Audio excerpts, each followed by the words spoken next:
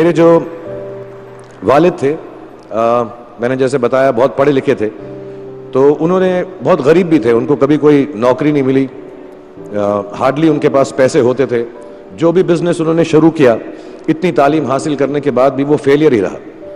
लेकिन उन्होंने बहुत प्यार दिया, और क्योंकि उनके पास पैसे नहीं होते थे तो मेरे हर जन्मदिन पे अपनी कोई पुरानी चीज मुझको दे दिया करते थे।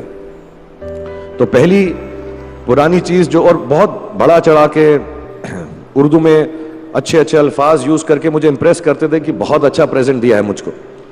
तो वो मुझे पहली चीज उन्होंने मुझे, ये मैं हर जगह पर बोलता हूँ, स्कूल के बच्चों के फंक्शन पे, येल यूनिवर्सिटी में, एडिनबरा में, क्योंकि आप लोग सब अपनी लाइफ के उस थ्रेशोल्ड पे हैं जहां से आपको कामयाबी हासिल करनी है इंशाल्लाह।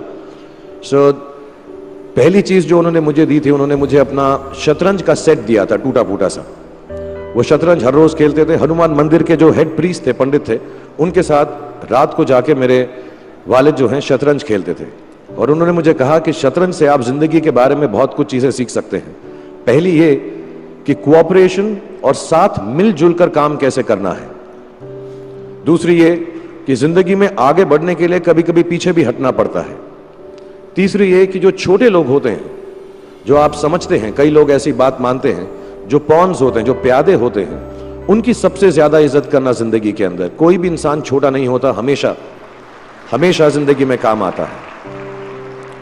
और कामयाबी हासिल करने के लिए आखिरी बात शतरंज ये सिखाती है हमको कि कभी कभी जिस चीज से सबसे ज्यादा लगाव होता है, जैसे रानी से अमूमन हो जाता है, कभी कभी उसे भी सैक्रिफाइस करना पड़ता है आगे बढ़ने के लिए। दूसरी चीज जो उन्होंने मुझे दी, मेरे पास है वक्त, 2 मिनट बोल सकता हूं मैं, सॉरी। दूसरी चीज जो उन्होंने मुझे दी थी, वो एक टाइपराइटर दिया था। आज के जमाने में आई डोंट थिंक किसी को, बहुत सारे बच्चे होंगे यहाँ पे जिनको मालूम भी नहीं होगा टाइपराइटर कैसा लगता है। अब सब कंप्यूटर पे काम करते हैं। तो टाइपराइटर के ऊपर जब आदमी लिखता है और अगर गलत लिखता है तो उसको मिटाने में बहुत तकलीफ होती है। So you have to be very diligent, बहुत ध्यान से लिखना पड़ता है, हम गलती नहीं कर सकते। और टाइपेक्स यूज करते थे टाइप को निकालने के लिए, कभी उंगली फंस जाती थी उसकी कीज के बीच में, मगर बहुत मेहनत से, बहुत डिलिजेंस से काम करना पड़ता था। तो जब मैं उस पर टाइपिंग सीखा स्कूल में कॉमर्स करते वक्त, so the only thing I realize is that practice makes you perfect. तो जो भी काम आप जिंदगी में करें उसको डिलिजेंस से करें, ऐसा करें कि कोई गलती ना हो, अपना पूरा दिमाग लगा कर करें, सोच समझ कर करें। ऐसे करें कि ये काम जिंदगी में आपका पहला काम है और इसके बाद आपको मौका नहीं मिलेगा, और शायद ये काम आपका जिंदगी का आखिरी काम है, इसके बाद फिर मौका नहीं मिलेगा। So do it with that kind of diligence.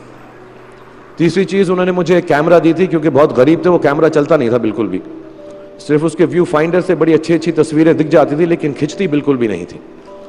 और इससे मुझे उन्होंने सीख दी कि जो हमारी क्रिएटिविटी होती है, हम जो भी, कभी कभी हमारी हॉबी होती है, कभी कभी हमारा उससे प्यार होता है, लेकिन हम उसको अपनी नौकरी नहीं बना सकते, अपना काम नहीं बना सकते। बहुत कम लोग ऐसे फॉर्चुनेट होते हैं जैसे मैं हूं कि जो मेरी हॉबी थी, जिस चीज से मुझे प्यार था, कलाकारी से, एक्टिंग से, वो मेरा पेशा भी बन गया। अमूमन ऐसा होता नहीं है, लेकिन जो हमारी कला है, चाहे वो पोएट्री है, चाहे वो लिखना है, चाहे वो पेंटिंग है, चाहे जो भी चीज, गाना है, अकेले में गाना है, हमारी क्रिएटिविटी जरूरी नहीं है कि दुनिया एक्सेप्ट करे।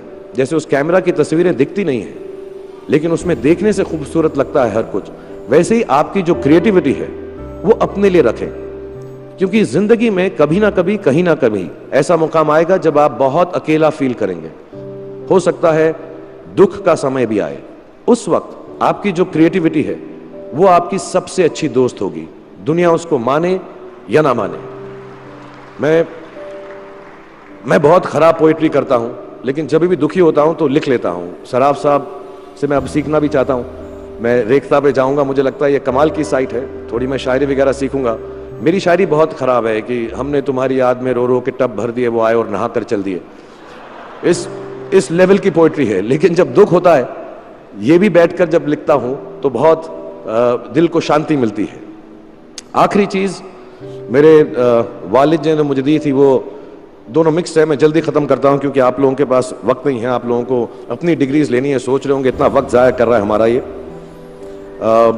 तो मैं जल्दी से बताता हूं। एक, उन्होंने मुझे कहा एक सेंस ऑफ ह्यूमर हमेशा रखना जिंदगी में, हंसते हमेशा रहना, एक चाइल्ड लाइक इनोसेंस जरूर रखना।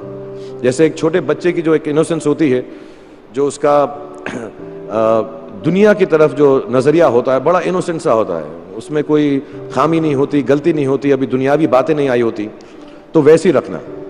कई बार बचपन में मैंने जब बदतमीजी की या कोई गलत काम किया तो उन्होंने सेंस ऑफ ह्यूमर से मुझे बचाया।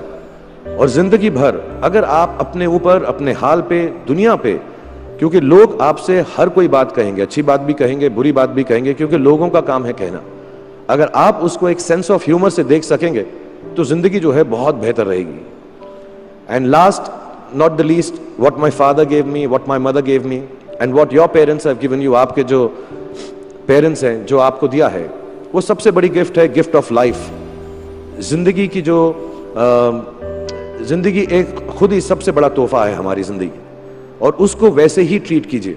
जिंदगी के अंदर जो भी मुकाम आए, जैसी भी चीजें हो, अच्छा हो बुरा हो, कभी अंधेरा हो कभी उजाला हो, हर चीज को रिस्पेक्ट कीजिए और जिंदगी में ग्रेस रखिए हर इंसान की तरफ।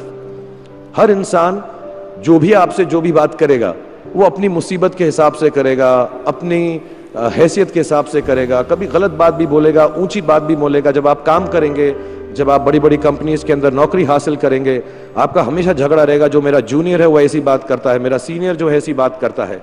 लेकिन सब जो हैं जिंदगी से जूझ रहे हैं, इस जिंदगी में कुछ बनने की कोशिश कर रहे हैं। सो वो ग्रेस जो है, वो लीवे जो है, हर किसी को दीजिएगा जो आपके साथी हैं, जो आपके साथ साथ काम कर रहे हैं, जो आपका साथ काम नहीं भी कर रहे और जो आपका साथ नहीं भी दे रहे। ग्रेस से बड़ी चीज आप जिंदगी को वापस नहीं लौटा सकते। ये 4-5 चीजें याद रखिएगा।